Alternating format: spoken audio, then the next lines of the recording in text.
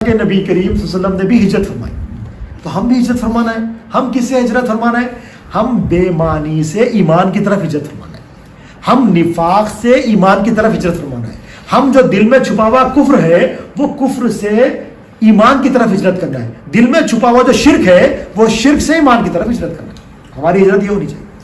ہم اللہ تعالیٰ کی نافرمانی سے فرما برداری کی طرف ہجرت کرنا ہے، ہم نفس کی اطاعت سے اللہ کی اطاعت کی طرف ہجرت کرنی چاہیے۔ یہ ہجرت ہے ہماری، نبی کریم صلی اللہ علیہ وسلم نے ہجرت، ہم بھی ہجرت فرمانا ہے۔ ہم کہاں کرنا ہے ہجرت؟ ہم دنیا سے ہجرت کر کے دین کی طرف آنا ہے، اور دین کیا ہے؟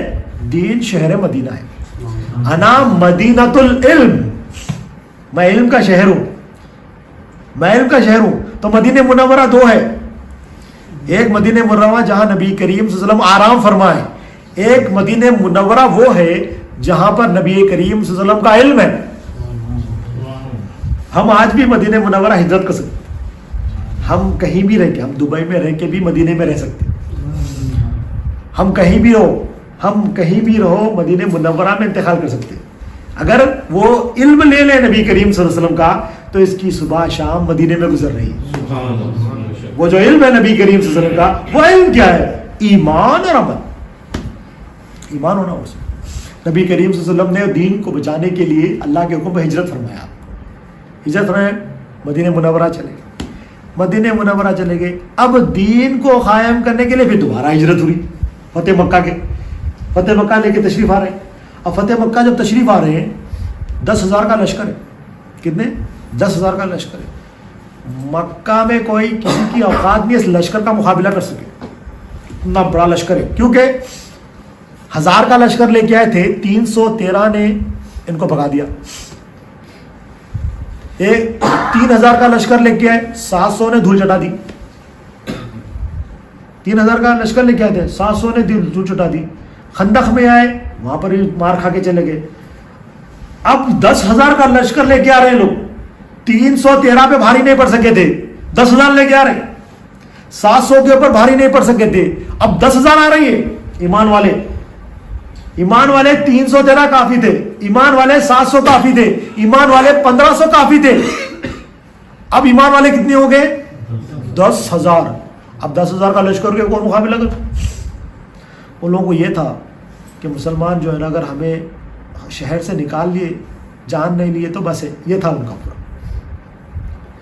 ابو سفیان حضرت عباس رضی اللہ تعالیٰ کو کہتے ہیں، یار آپ کے بھتیجے کو اللہ تعالیٰ نے بادشاہت عطا فرما دی، زبان سے نکل گئی، یہ تو بادشاہ بن کے آ رہے۔ بادشاہ تو پہلے سے تھے، وہ بادشاہ کے بادشاہوں کے بادشاہ نے آپ کو بادشاہ بنایا۔ تو یہ تو نبی کریم صلی اللہ علیہ وسلم 10,000 کا لشکر لے کے مکہ مکرمہ میں آ رہے ہیں۔ اب دیکھیں دین بتا رہے ہیں۔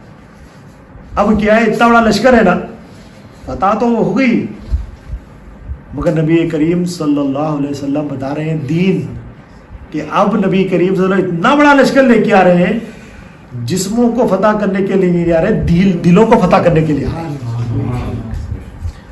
جسموں کے اوپر فتح حاصل کرنے کے لیے 313 کافی ہے، جسموں پر فتح حاصل کرنے کے لیے 700 کافی ہے، جسموں پر فتح حاصل کرنے کے لیے 1500 کافی ہے۔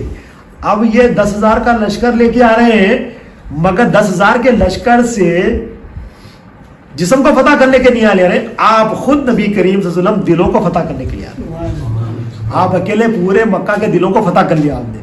جب آپ داخل ہو رہے ہیں تو آپ کا سر مبارک جھکا ہوا ہے، اونٹ کے اوپر جو بنا ہوا ہوتا ہے، وہ جو لکڑی ہوتی ہے، وہ لکڑی سے آپ کا امامہ شریف ٹکرا رہا ہے، اور آپ کے پیچھے آپ کے کوئی نواسہ نہیں ہے، امام حسین نہیں ہے رضی اللہ تعالیٰ، امام حسن نہیں ہے رضی اللہ تعالیٰ، کوئی اور نہیں ہے، کوئی رشتہ دار نہیں ہے، کوئی بڑے صحابی نہیں ہے۔ کون ہے آپ کے پیچھے؟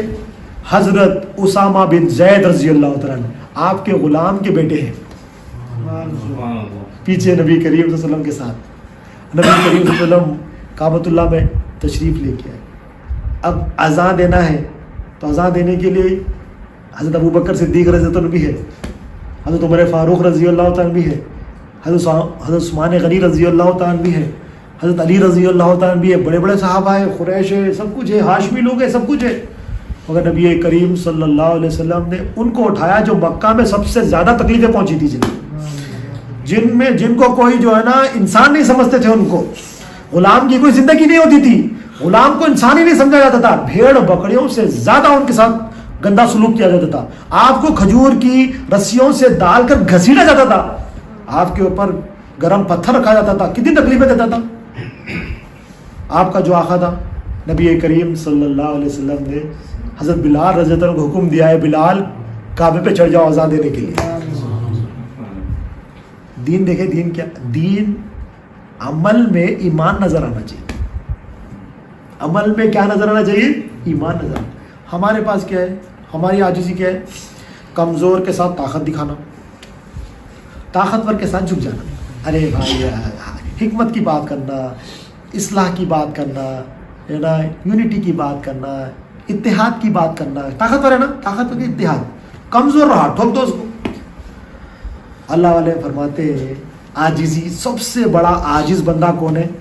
کمزور سے خوف کرے اور طاقتور سے بے خوف ہو جائے. سب سے بڑا عاجز وہ ہے, کیا کرے؟ کمزور سے خوف کرے اور طاقتور سے بے خوف ہو جائے. یہ دل کی کیفیت کا نام ہے. یہ اس کا دل بے خوف ہوتا ہے, جا کے لڑتا نہیں کسی سے, جا کے مارنا توڑنا نہیں ہے. کمزور سے خوف کر رہا. کس سے خوف ہو رہا ہے اس کو؟ کمزور کو دیکھ کے اللہ سے ڈر رہا ہے کہ اللہ میرے سے ناراض نہ ہو جائے. اور طاقتور کو دیکھ کے اللہ میرا مالک ہے, دل میں یقین ہے فائدہ نقصان میرے اللہ کے ہاتھ میں, فائدے نقصان کا مالک اللہ ہے. دیکھو جو طاقت دی میرے رب نے دی, تو میرا کچھ نہیں بگاڑ سکتا. اور جو طاقت دینے والا ہے, جو مختار ہے, وہ میرا رب ہے. طاقتور کو دیکھ کے بے خوف ہو گیا. اب یہی کیا ہے؟ بڑے عاجز کی نشانی ہے. اب ہماری اصلیت کیا ہے؟ کمزور کیا ہوتے ہیں؟ ماں باپ ضعیف ہو گئے, کمزور ہو گئے. ماں باپ ضعیف کمزور ہو گئے. جو بھائی جن کی جاب نہیں ہے وہ کمزور ہے. جو بہنیں جن کی شادیاں نہیں ہوئی, شادیوں کے بغیر گھر میں بیٹھی ہوئی ہے, وہ کمزور ہے. بیوی شادی کر کے آ گئی, اب ان جو ہے نا بات کرے گی, ڈراتے رہتا ہے اس کو, بھیج دیتا ہوں, چھوڑ دیتا ہوں, آپ کو بھیج دیتا ہوں, گھر میں چھوڑ دیتا ہوں. بیوی کمزور ہے. بچے چھوٹے ہیں, چھوٹے بچے کمزور ہیں. اب ان شیر کہاں بنتا؟ یہی بنتا. ان کیا ہے؟ اب ان دیکھ لو, عاجز تو یہ ہے کہ کمزور کو دیکھ کے خوف کرے, طاقتور سے بے خوف ہو جائے. اب ان کیا ہے؟ ان متکبر ہے, تکبر کرنے والا ہے. ذرہ برابر بھی تکبر ہوگا, ذرہ برابر بھی تکبر رکھنے والا جنت میں داخل نہیں ہوگا. ان تو پورا تکبر سے بھرا ہوا ہے, اس کے اندر تکبر تو بھرا ہوا ہے. اس کے اندر ایمان کہاں ہوگا؟ ذرہ برابر بھی تکبر ہوگا, وہ جنت میں داخل نہیں ہوگا. تو یعنی تکبر ایمان کی ضد ہے, ایمان کی ضد ہے. اب ان کو میرے کو مسائل معلوم ہے, میرے کو یہ بھی مسئلے معلوم ہے, میرے کو دین کا پورا علم ہے, مسائل کو دین سمجھ رہا ہے, ایمان تو ہے ہی نہیں اس کے اندر. اور ایمان اور عمل دین ہے, اور مسائل پورے معلوم کرنا اس کے اوپر فرض نہیں ہے. جو اس کے اوپر فرض ہے وہ مسائل ہے, ایمان تو اس کو پتہ ہی نہیں ہے.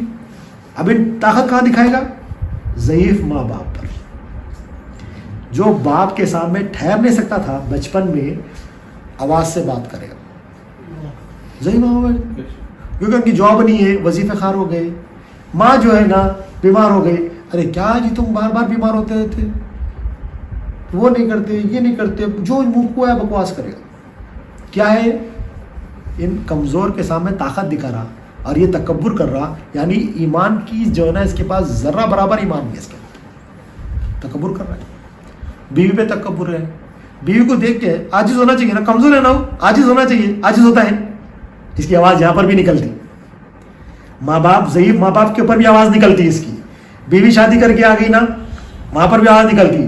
سسرال والے ہیں, ان کے اوپر بھی آواز نکالتا, کیونکہ بیٹی دی ہے نا, چھوڑ دیتا ہوں, وہ آواز ایک بھی نہیں کر رہی, زیادہ بات کرے تو چھوڑ دیتا ہوں. یہ تو زیادہ بات کرتا تو چھوڑ دیتا ہوں, اس کے دل میں ہے, ان سمجھ رہا میں بہت بڑا ہوں, تیرے اندر تکبر ہے, بےمان ہے تو. یہ زیادہ بڑی بات ہے. بچے چھوٹے ہیں, کیا کر لیتے؟ کچھ بھی نہیں کر لیتے, جو چاہے کر رہا ہوں کے ساتھ. بھائی بہن ہے, یہ انمپلائمنٹ ہے ان کے پاس, کسی کی شادی نہیں ہوئی, جو چاہے بول رہا ہوں. بیوی سے زیادہ بات نہیں کرنا, بہنوں کو ڈرا کے رکھا, بھائی کو یہ نہیں کرنا, وہ نہیں کرنا.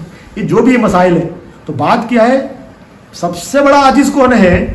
کمزور سے ڈرتا ہے. طاقتور کا خوف نہیں ہوتا اسے. نبی کریم صلی اللہ علیہ وسلم جب واپس آئے, اب کمزور ہیں, سارے لوگ کمزور ہیں نا مکہ والے, اب نبی کریم صلی اللہ علیہ وسلم بہت بڑا لشکر لے کے آئے, مگر نبی کریم صلی اللہ علیہ وسلم عاجزی کے ساتھ آ رہے ہیں. عاجزی کیسی ہے؟ آپ کا سر مبارک جھکا ہوا ہے, اونٹ کی لکڑی کو لگ رہا ہے. عاجزی کیسی ہے؟ ایک غلام کو اذان کے لیے ٹھہرا دیا. اب حضرت بلال رضی اللہ تعالیٰ اذان کے لیے اوپر تو چڑھ گئے خانے کعبہ پر, اب قبلے کی طرف کہاں رخ کریں گے؟ قبلے کی طرف رخ کر کے اذان دینا ہے. اور آپ کے ایمان کی انتہا دیکھیں, آپ بھی کیا ہے, نبی کریم صلی اللہ علیہ وسلم طواف فرما رہے ہیں اونٹنی پر, نبی کریم صلی اللہ علیہ وسلم جہاں جہاں گھوم رہے وہاں وہاں نظر کر کے آپ بھی گھوم رہے اذان دے رہے ہیں. نبی کریم صلی اللہ علیہ وسلم کے ساتھ گھوم رہے, آپ بھی طواف اوپر, اور اذان ہو رہی ہے, ساتھ میں اذان ہو رہی ہے. نبی کریم صلی اللہ علیہ وسلم نے اعلان فرمایا کہ میں نے سب کو معاف فرما دیا. اوپن اعلان ہو گیا. جب اعلان ہو گیا سب نے کہا ہماری تو شامت ہے, ہم کو تو قتل کریں گے, ہم نے تو ان کو ستایا ہے. پورے یاد آ گئے لوگ وہ چیزیں, ہم نے تو بہت کچھ کیا ان کے ساتھ, اب تو ہمارے کو جان سے ماریں گے, اگر خالی ہم کو نکال لیا تو بس ہے, جان سے نہیں مارا تو بس ہے, یہ سوچ رہے ہو لوگ. مگر نبی کریم صلی اللہ علیہ وسلم نے سب کو معاف فرما دیا. جب سب کو معاف فرما دیا تو نبی کریم صلی اللہ علیہ وسلم نے تمام لوگوں کے دلوں کو جیت لیا, گروہ کے گروہ اسلام لے کے آئے. جس کے بعد نبی کریم صلی اللہ علیہ وسلم, نبی کریم صلی اللہ علیہ وسلم طیف کی طرف گئے. طیف کا بھی واقعہ, جب طیف کی طرف گئے اتنے زخم کھائے, پورا واقعہ نہیں بس سمجھانے کے لیے. نبی کریم صلی اللہ علیہ وسلم کے لالے مبارک خون سے بھر گئے. جب باہر آئے طیف کے بجائے انگور کے باغ میں تشریف لے کے آئے, اللہ تعالیٰ نے جبرائیل علیہ السلام کو بھیجا. اے حبیب, نبی کریم صلی اللہ علیہ وسلم کے جبرائیل علیہ السلام آئے, ایک فرشتے کو لے کے آئے. بولے اے جبرائیل یہ کون ہے تمہارے ساتھ آج؟ بولے اللہ تعالیٰ نے ایک فرشتے کو بھیجا, یہ پہاڑوں کا فرشتہ ہے. اللہ تعالیٰ آپ سے آپ کی مرضی پوچھ رہا ہے. اے حبیب آپ اپنی مرضی بتا دیں, اگر آپ مرضی بتا دیں نا, یہ فرشتہ پہاڑوں کا ہے, طیف کے لوگوں کو ایز اے آٹے کی طرح پیس دے گا. نبی کریم صلی اللہ علیہ وسلم, اللہ تعالیٰ نے مجھے رحمت للعالمین بنا کر بھیجا. یہ ایمان نہیں لے کے آئے, یہ مجھے جانتے نہیں ہیں, مگر ان کی اولاد ایمان لے کے آئے گی.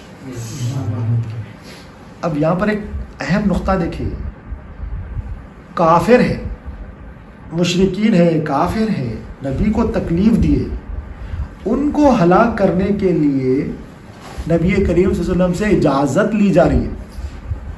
اے حبیب اگر آپ اجازت دیے تو ان پہ عذاب ڈالتا ہوں. کافر اور مشرکین کو ہلاک کرنے کے لیے اجازت کس کی لی جا رہی ہے؟ یہ واقعہ سب کو پتا ہے, طیف کا واقعہ سب کو پتا ہے.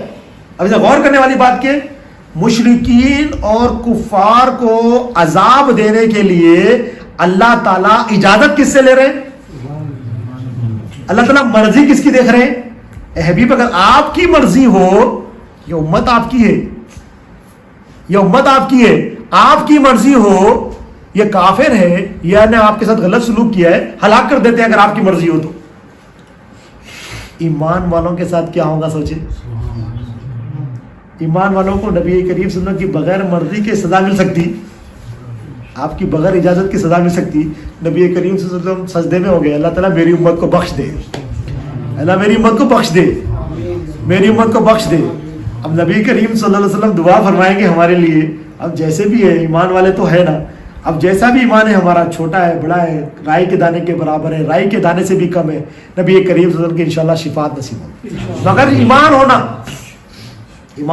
رائی کے دانے کے برابر ہو یا آدھے رائی کے, ایمان جیسا آئے گا وہ ذریعہ کیا ہے؟ لا الہ الا اللہ محمد رسول اللہ صلی اللہ علیہ وسلم. اب دیکھیں اللہ کو پہچاننا. اب ایک